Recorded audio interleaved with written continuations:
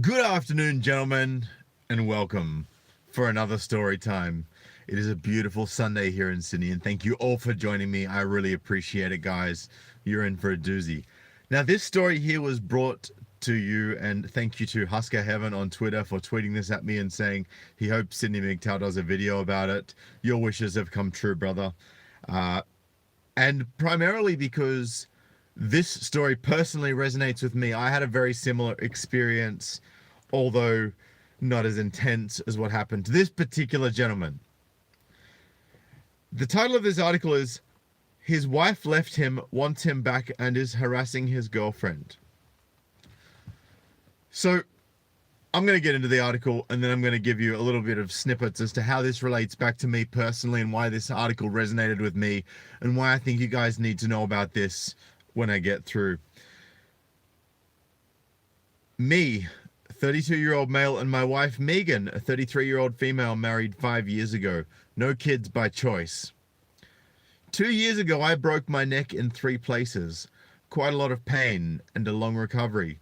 3 months in a halo brace, 1 year of physio. Now, I broke my foot in a motorcycle accident at one point, and I couldn't walk for 3 months. And in this particular instance, she was gone by the end of before 3 months was up. So this chick held out a little bit longer. But 5 months after my accident, Megan announced that she wanted an open relationship. So she wanted to be provided for, but also wanted to sleep with other guys. We hadn't had sex since my accident. I'd made her come regularly, but I couldn't fuck her. She said she missed that a lot. I was in way too much pain to be horny. And look, I understand why this is a difficult predicament, particularly if a woman has a high libido. I get it, right? It's not unusual. It's not abnormal. It's a perfectly normal thing to want sex. But you got to play the long game here, right? Think about the long-term outcomes for you and your partner. You committed to them for life, right? And I know that I'm divorced and I committed to my ex-partner for life and that didn't work out. So I'm not calling him a hypocrite, not calling them a hypocrite, but I'm just saying, right? This wasn't like it was a dysfunctional relationship. It was just one of them needed the support of the other for a bit. You know, if my ex-wife had been in the same position and had an injury like that, I would have supported her through that. And I would have expected to be supported through it if that happened to me while I was married. Anyway, I'll continue on. We discussed it for hours. I told her I couldn't agree to it. I said I hoped she would wait. If she couldn't wait, we would need to split up. She said we should split.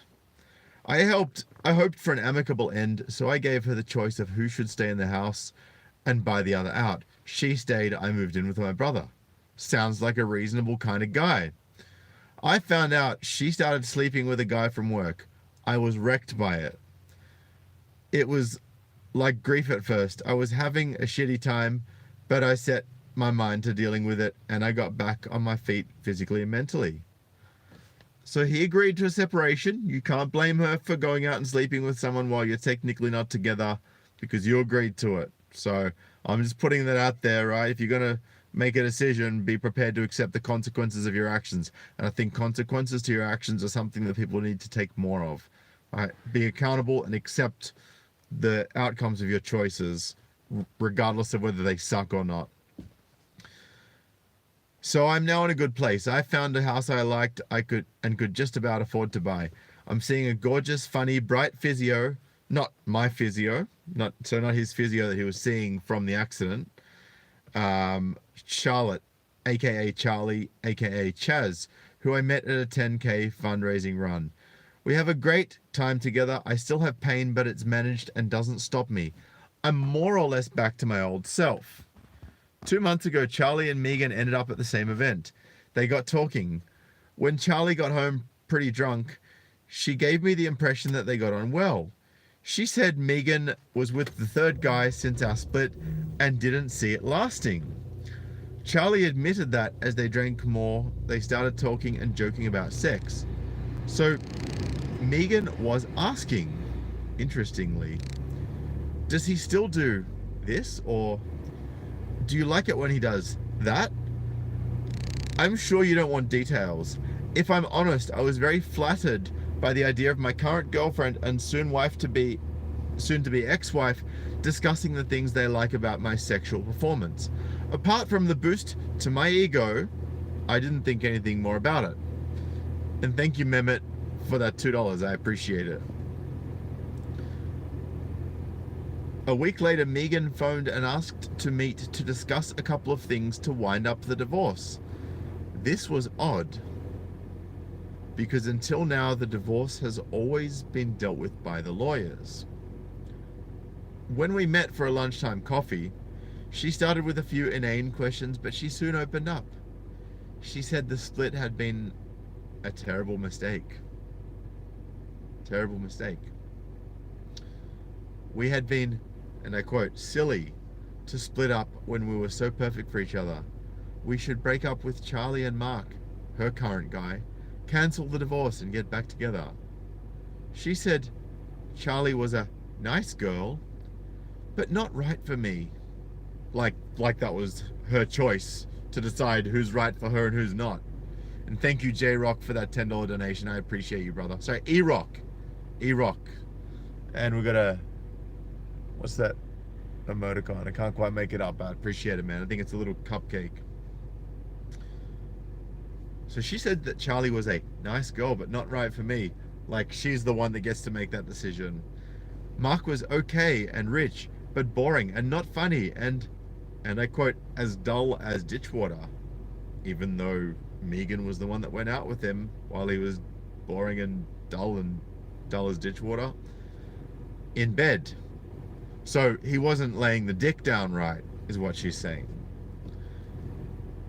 She then started to go on about the things she missed about sex. Despite the massaging that my self-esteem was getting, I interrupted her there. And good on him for doing so, especially when you hear what he's about to say next.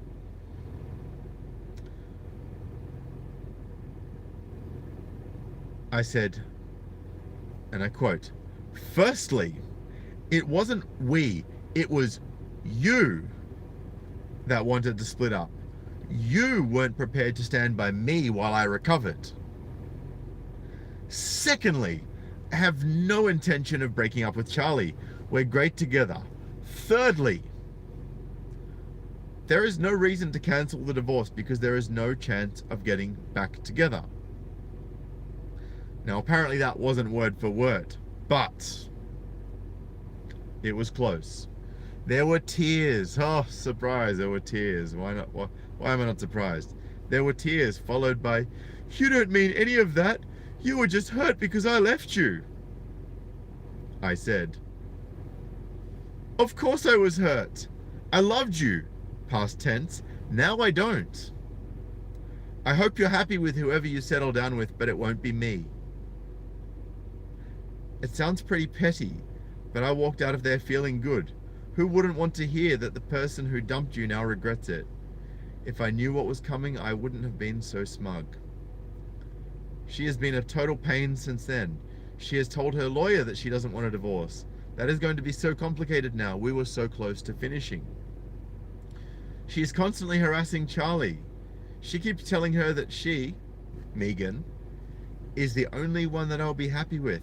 Tells her if she loved me, she would leave me so I could be, and I quote, where I belong. That wasn't working, so she switched to, "You're a homewrecker. You've stolen my husband. Give him back and get your own man." Rewrite history much? She is phoning me and texting me incessantly. When I blocked her number, she got another phone, and another, and another. She also uses friends' phones. I've had dozens of emails, and I've had 6 letters via snail mail. One of them was 9 pages long. She's been to the door at least 4 times, maybe even more when we're out.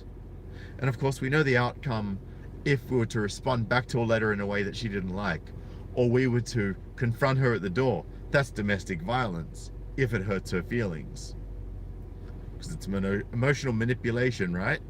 And of course, there'll be the claim of threats, even though that didn't happen. And I just wanted to say, Dynamite Rabbit, thank you for that $20 donation, brother. Flat out like a lizard drinking here. Can't keep up with the manosphere right now. Glad I caught you live, Sid. Good to see you, Dynamite Rabbit.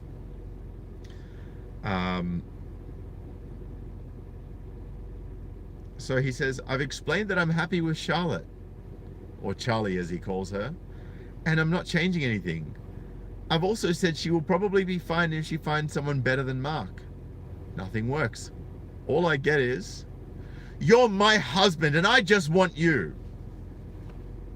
So because she just wants that, he has to capitulate and do whatever it is that she says. Provide for her, get back with her, dump his girlfriend even though he's happier with her than he was with this psycho. The obvious answer is leave Chaz and go back to Megan. Nope, only kidding.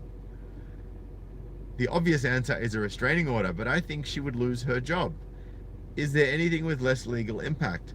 If I'm forced to resort to a restraining order, I'm worried that if she loses too much, she will get even worse. And that's a very valid concern to have, and that's a very good point. Can anyone explain any of the following?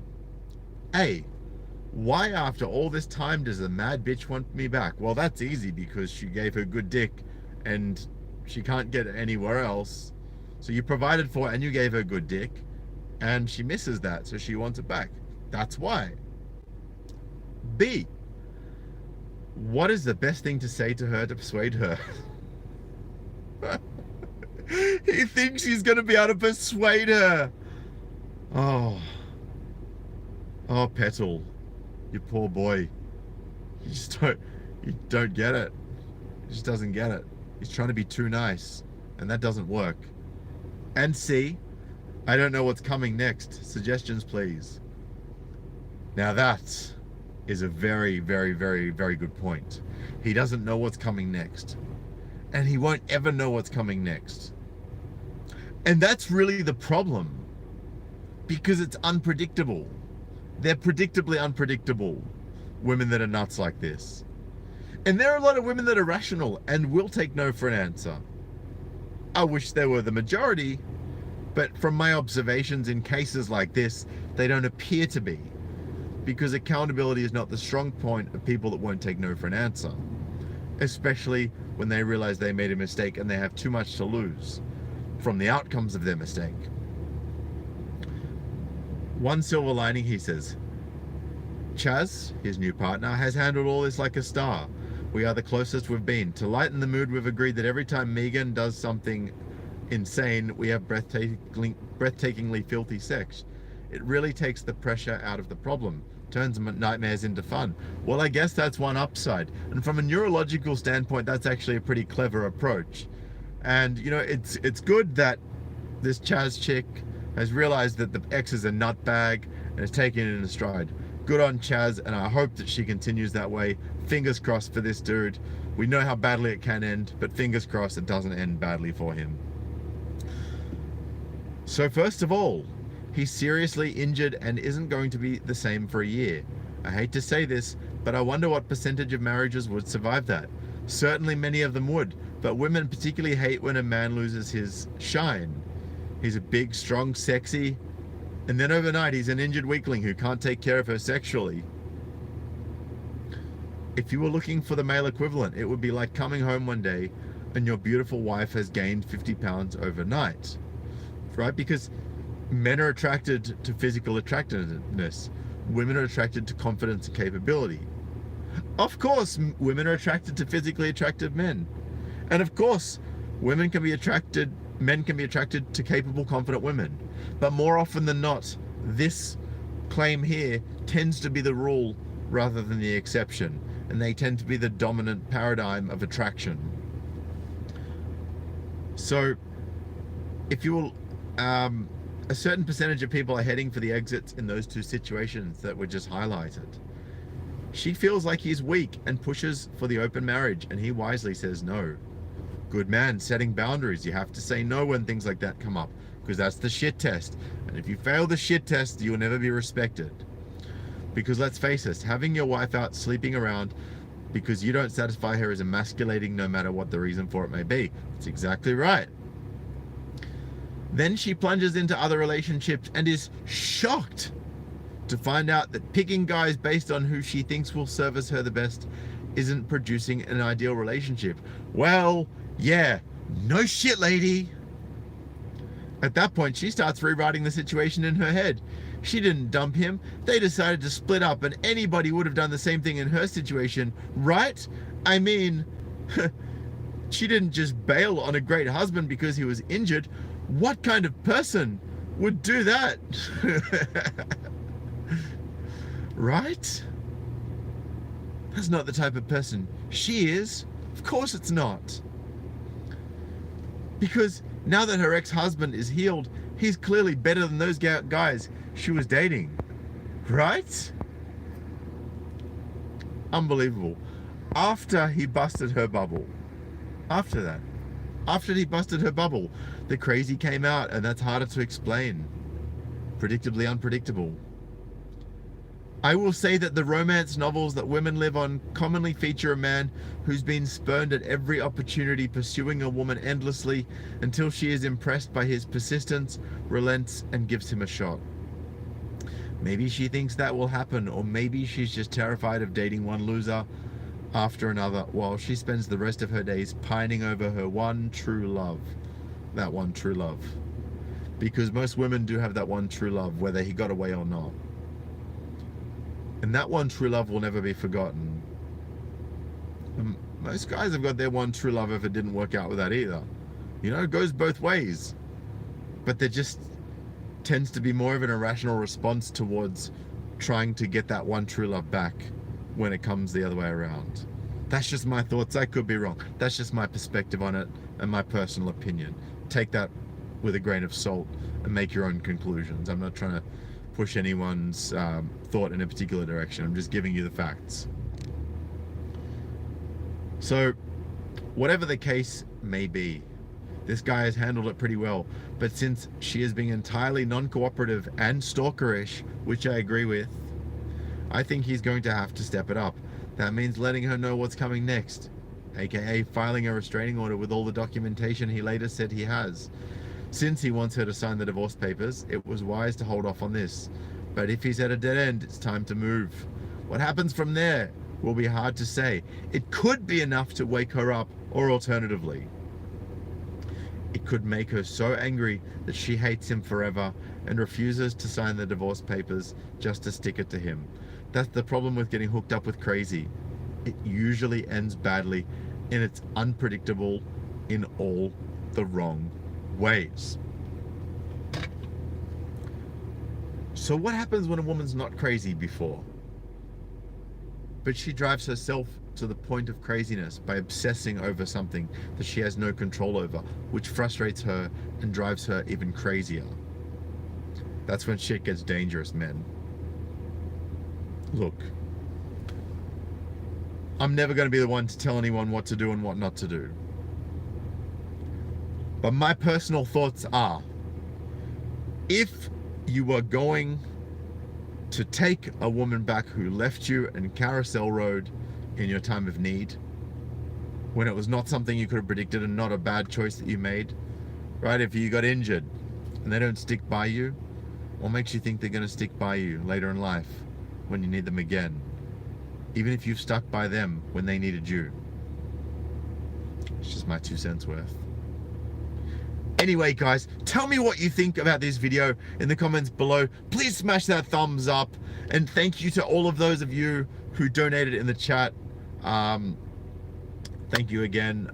I can't remember the Twitter handle, but to you for donating this topic for me, and I appreciate you guys. If you want to donate on PayPal, you can head on over to paypal.me/SydneyMGTOW if this video gave you valuable or some realizations, or Patreon, or subscribestar.com, both of them with the /SydneyMGTOW at the end. I appreciate you guys. Keep your eye out on SydneyMGTOW.com. I'm going to be putting some new content up there in the next couple of days. In fact, I'm going to go inside and do that right now. I appreciate you, men. Please share this around. Smash the like button to get the engagement up on this, because as we know, YouTube are censoring all men going their own way videos, but this is very important for people to hear. I'll catch you guys in the next video. Peace.